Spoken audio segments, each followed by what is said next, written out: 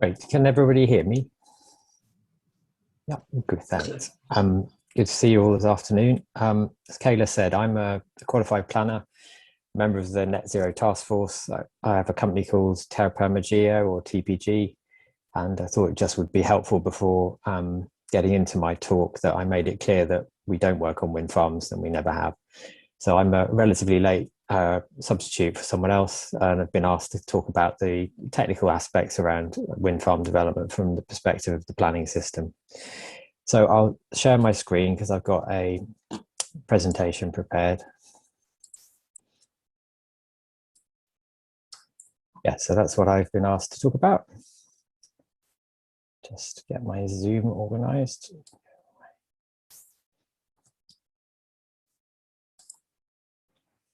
Yeah, so first of all, I thought I'd just start with the technical basics, which is the reason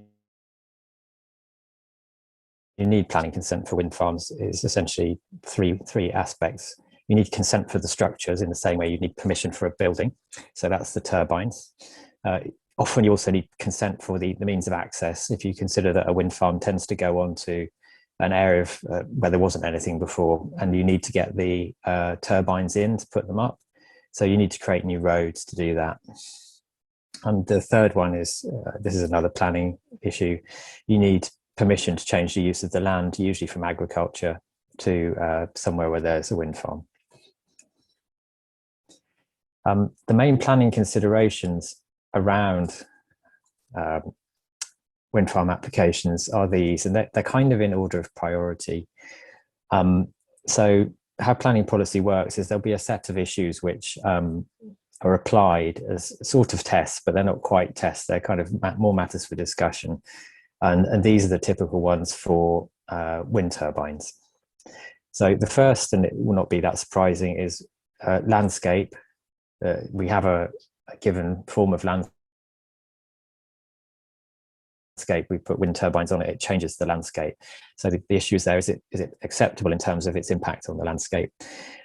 Visual amenity is a bit of a piece of planning jargon, but it's slightly different from landscape. Landscape is the character of the landscape as a whole. Visual amenity is more, can you see them? Because there could be places in which on a wind farm you can't see all of them, for example. So it's landscape and visual impact. Visual amenity is particularly about residential properties, and within wind farm applications, this term overbearing has come forward.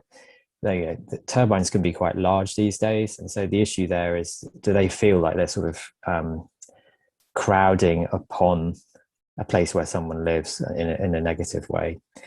The second consideration is normally noise. This is a kind of swish of the blades, basically. Noise is an issue which can normally be overcome through design of the wind farm, like moving some of the turbines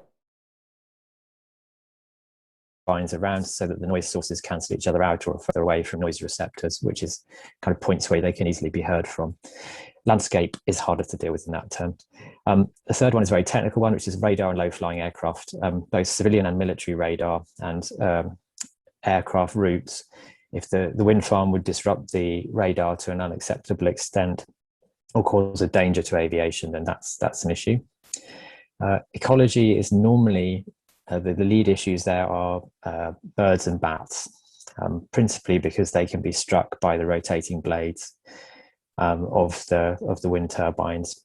There may also be some ecology issues about putting the sort of foundations in and the rows in for the turbines, but those are usually the lead issues are birds and bats, and there are now quite sophisticated models about both predicting bird and bat strikes, and they can be predicted in quite a detailed way how severe that will be.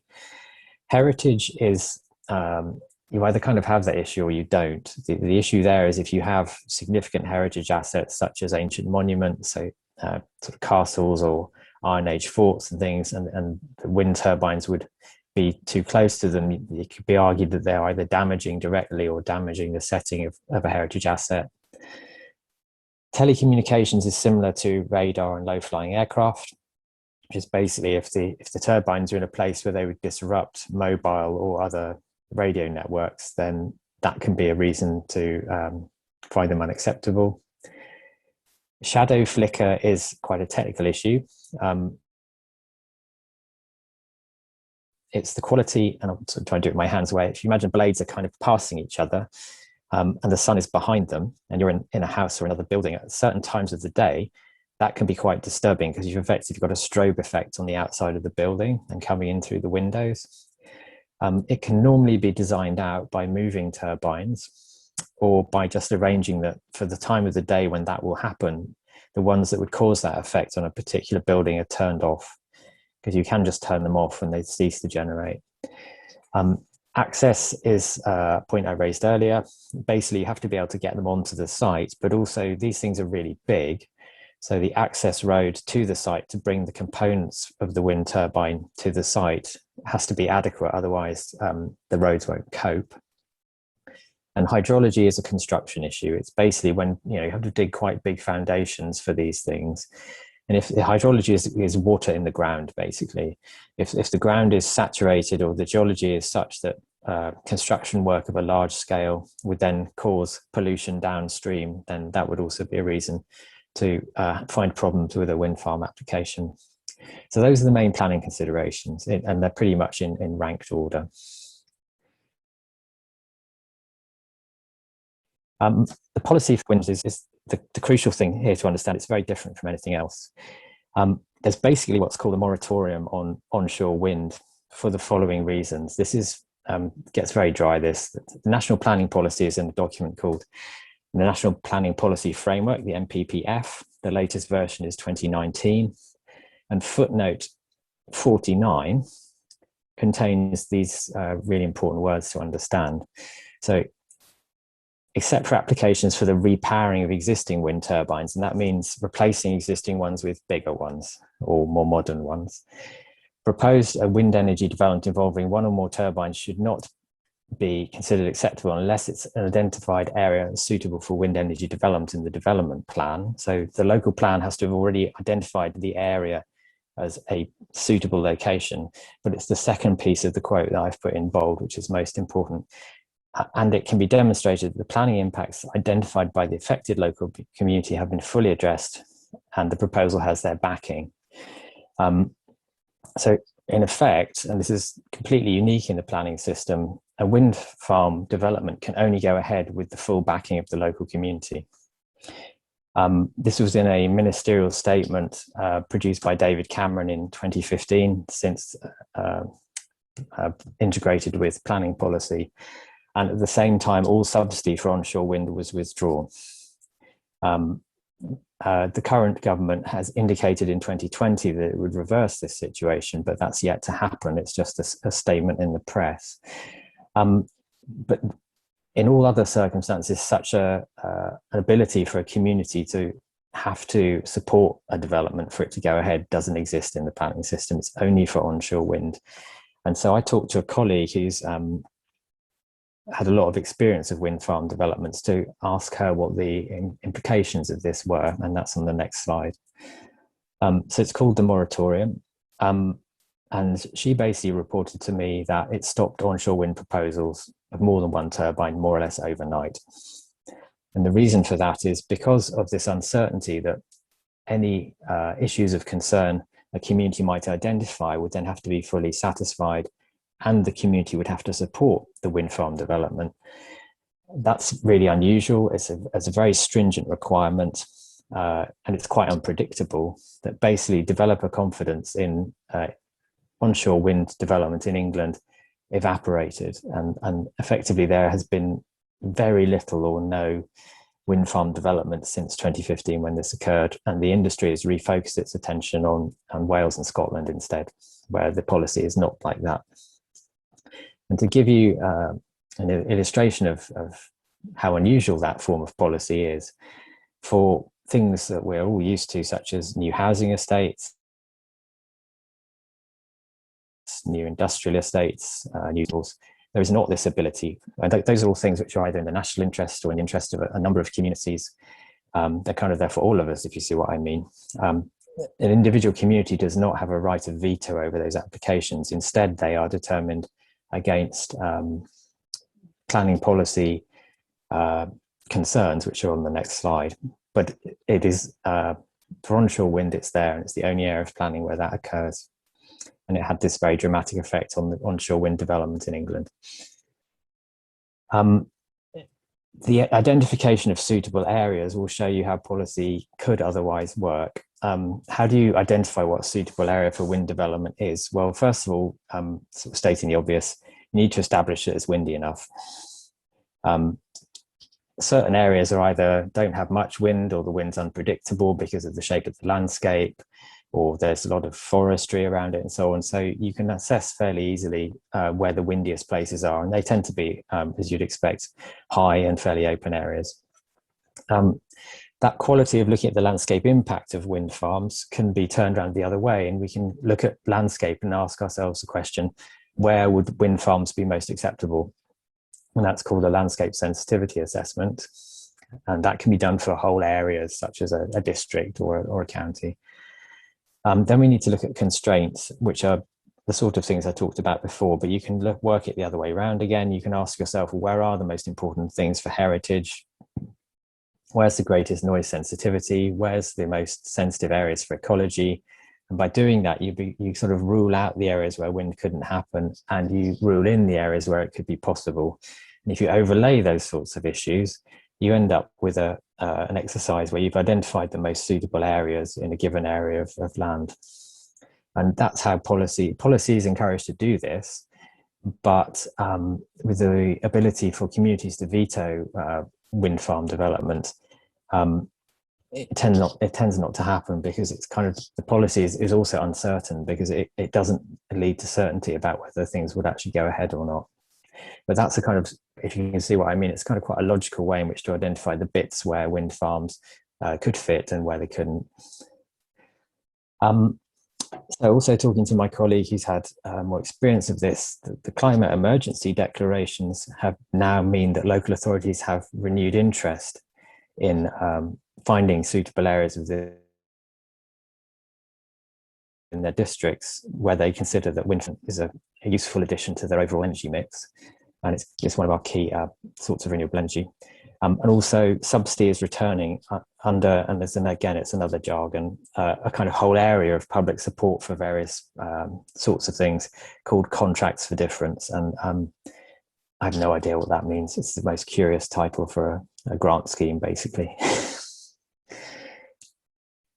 I was asked to talk through one of the more prominent Devon wind farms. And so here's the story of Denbrook. And the reason it went ahead, as you'll see, is because basically it got all its consents pre-2015. And what I'm doing here is basically taking you through the stages for a contested wind farm in terms of how it eventually got consent. First proposed. Just to add in, James, that they did get sort of talked through the overall story, but not the community benefit package or the reasons that things were upheld, if you do know. Okay, would you like me to go through this, or have you seen it before then? I think we've talked through the story. I think what's new on the slide is the sort of why it was refused, the visual impact, the potential impacts, and the historic, and then the noise data stuff that was upheld. Okay, well, I'll just focus on those and do it quickly. It was refused on, the officers recommended it for refusal at the local authority on grounds of visual impact and then potential impacts on the historic environments. Is that leading issue again, the landscape impact basically. But at appeal, the planning inspector went against and went in favour of the development, obviously finding that the visual impact was acceptable. A judicial review occurred, which is basically challenging the basis on which the decision was made, but not the content of the decision. So it was found that noise data was not correctly interpreted, and therefore the decision was faulty. So it went back to another appeal, but that appeal was allowed because the noise data that was faultily treated nonetheless wasn't sufficient to overcome the first reasons for the appeal being allowed. The second judicial review failed because there were no faults in the decision. So basically then the community was the body challenging it at judicial review, a community group. So what that shows me as a planner is that the kind of correct sieving of issues occurred, and they were checked by an independent planning inspector twice, and on that basis it was found to be acceptable despite the fact there was dispute. Community benefits packages, I don't know what the 90,000 a year is used for, but typically when a larger wind farm is proposed, it is recognised that there will be an impact on the community. The question is whether it's acceptable in considering everything in the round. And there's usually therefore a flow of income from the profits of that, the operation of that wind farm, that goes to the community for as long as the wind farm operates. So these are my conclusions for you. Essentially, as a planner, I consider that wind energy is a strategic issue in the same way that meeting housing needs, providing enough employment space, and even things like roads, the provision of transport infrastructure. These are strategic issues.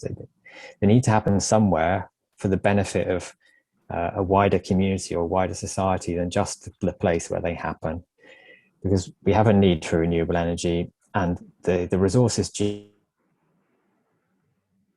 geographically limited. There are significantly better places to put wind farms than others because of the natural features and topography. So there will always be suitable and not suitable areas, and we can, in identifying those, identify their impacts on communities, such as visual impact, noise, and shadow flicker, whilst considering the overall suitability set of issues. Essentially, as a planner, the moratorium works against an evidence-based and systematic approach to onshore wind, because it provides this veto for local communities, which doesn't exist elsewhere in the planning system. And a comprehensive evidence-based approach of finding suitable areas would be much better aligned with how the rest of the planning system works in approaching other forms of development. That's me done, Kayla. Okay, thank you very much. Lots of information there. I'm sure there's going to be questions. We'll go into the breakout rooms just for about sort of 7 or 8 minutes to really tie down what are the best questions or the most important questions to ask while we've got James here. So over to you.